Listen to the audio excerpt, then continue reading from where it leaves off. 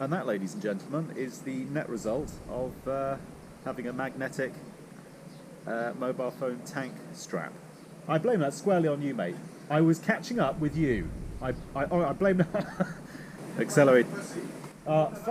Fuck off, I was riding like a pussy. I was doing fucking nearly 100. That was it. I was accelerating too briskly. Sorry, I've got a strong bow to soak away my worries now.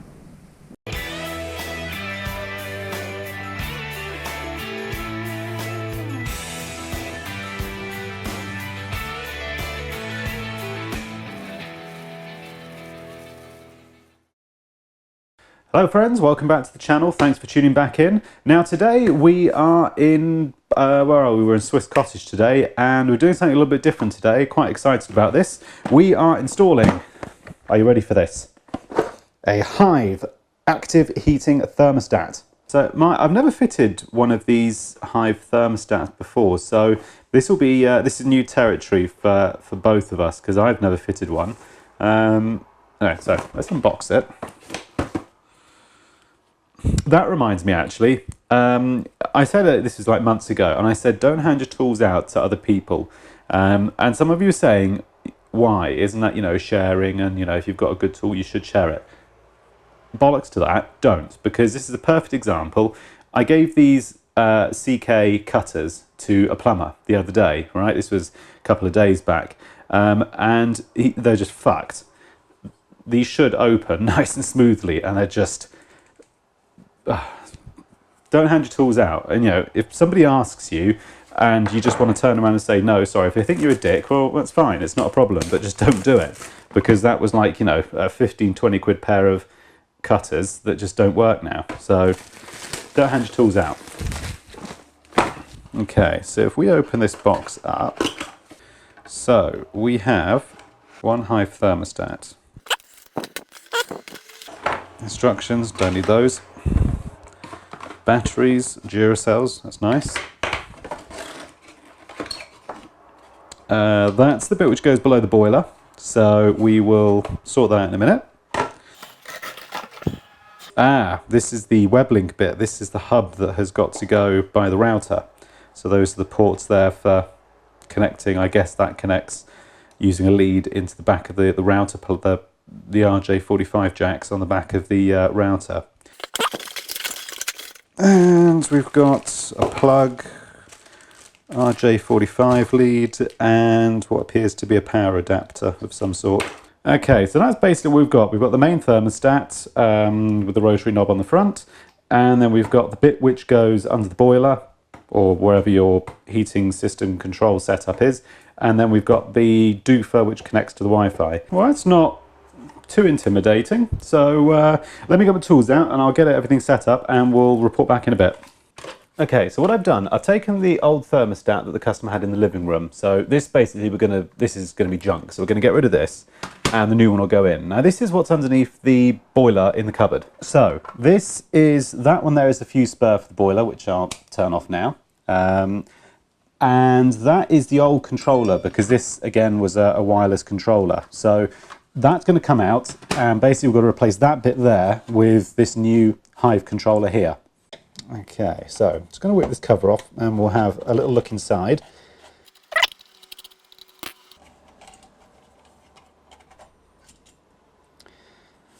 Okay, those instructions I junked a minute ago. I'm just going to go and get them. One moment, please, as Big Clive says.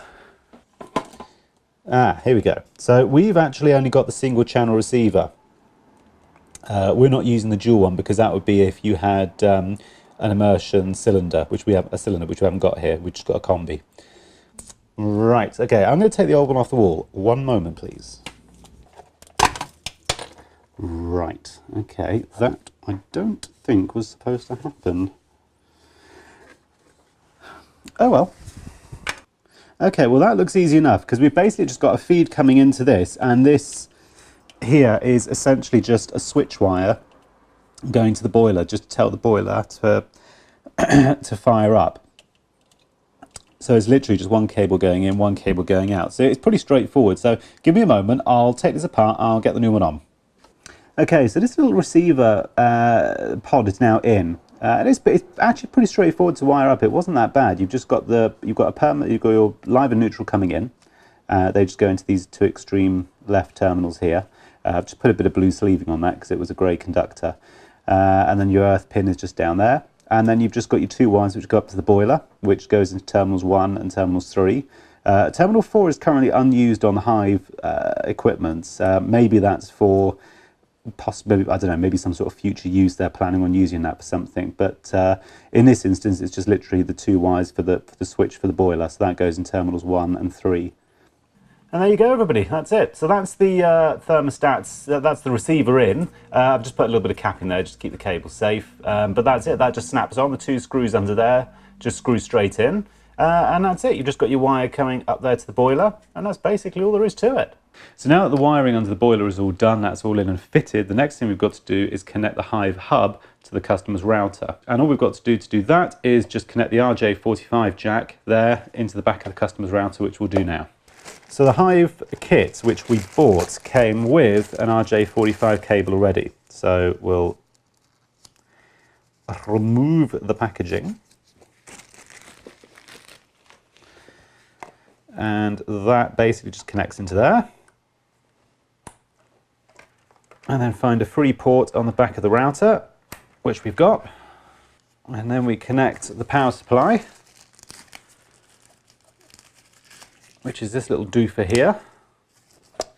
Some routers actually have a USB port built into the side of them, which is quite handy, so you haven't got to have a plug if you've only got a single socket nearby. Like this one's actually a double, but I mean, you can actually just use the router USB socket if you wanted to.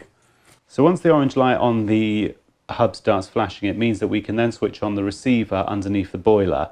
So I'm going to go and switch that on now, and then once we've done that, we'll go and mount the thermostat on the wall. Okay, so I've mounted the little Hive module in the corner. I've just mounted it at the edge of the room here, and the hallway is just there, blah, blah, blah, blah. So you just put the 4 AA batteries in the back of it, mount it straight on the wall, and this is what it comes up with. Press the dial to continue. Which is more important to you? Comfort is more important. We don't worry about energy efficiency. I'll press the tick to confirm. Okay. All right. Okay, so it's that easy. Now don't forget, the main purpose of this system is that you can actually operate the heating here now via a mobile phone. So I've just borrowed the customer's mobile phone to download the app and set it up, which I'll show you now. Good Lord, an iPhone 5, that's a long time ago. So this is it. So we'll skip all that. Okay, so once you've set up the app on your phone, it basically brings you to this screen here. I'm sorry if it's not too good an image here, but you basically want to select Hive Hub. And then once you put your hub number in, it will just bring you to this display here. So we'll just click Next.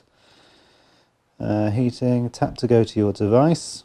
Okay, so that's the current temperature in the room here. And that's basically it. So you can just switch it on, switch it off. It gives you the full array of functions as if you were at home. So that, ladies and gentlemen, is basically about it. That is a Hive central heating system fitted. So they're pretty nice little, I mean, actually they're nice bits of kit. I do quite like them. I think it wouldn't suit everybody because, especially if you've got a same continuous pattern, then there's probably not a lot of point in having it. But for people who are in and out of their home all the time and you're never sure when you're going to be home, it's a really good answer to a common problem that people have had. So there you go. If you wish to subscribe to this channel, you want to be clicking in this corner. If you want to have a look at Patreon, you want to be clicking down here. Watching another video, I'll put it somewhere up here today in front of my face. Comments down the bottom. And I'll see you all next week. Take care, everybody. Bye for now.